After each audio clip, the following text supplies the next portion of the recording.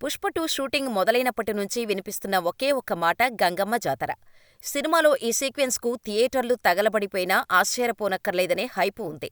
బన్నీ అమ్మవారి గెటప్పుకు పూనకాలు వస్తాయని చిత్ర unit చెబుతుండగా, teaser, ట్రైలర్లో ఈ ఎపిసోడ్కి సంబంధించిన షాట్స్ హైలైట్గా నిలిచాయి.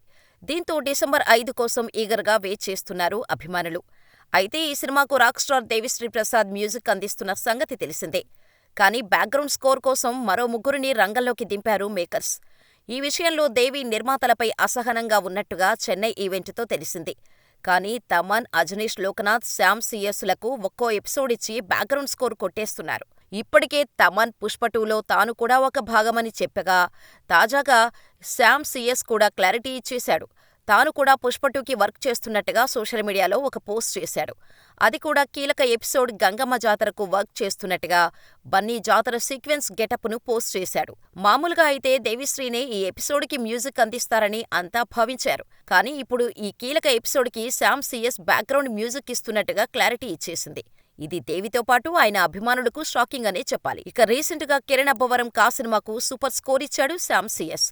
అదిరిపోయే జాతర సాంగ్ కూడా ఇచ్చాడు. దీంతో ఇప్పుడు పుష్ప 2లో కూడా మాస్ జాతర ఎపిసోడును శ్యామ్ సిఎస్కు ఇచ్చినట్టుగా చెప్పొచ్చు. ఏదేమైనా సరే, సాలిడ్ అవుట్పుట్ కోసం ట్రై చేస్తున్న సుకుమార్ పుష్ప 2 కోసం ఏకంగా 4 సంగీత దర్శకులతో పనిచేస్తున్నాడు.